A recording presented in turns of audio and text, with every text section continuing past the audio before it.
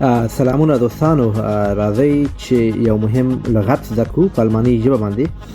موږ پښتو کې وایو یو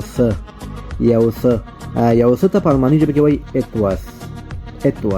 موږ په الماني ژبه کې وایو راځئ وایي یو څه وڅښئ.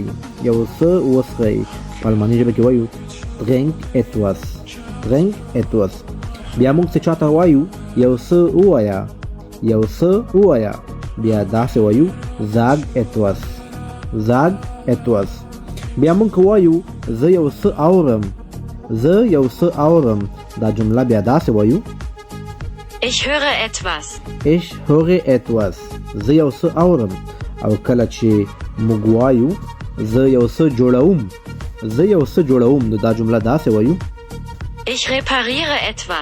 Ich repariere etwas. یعنی زه یو څه جوړوم. دوستانو دغه ښایسته لغتونه او جملو لپاره کولی شئ زما یوټیوب او ټیک ټاک د سره فالو کړئ.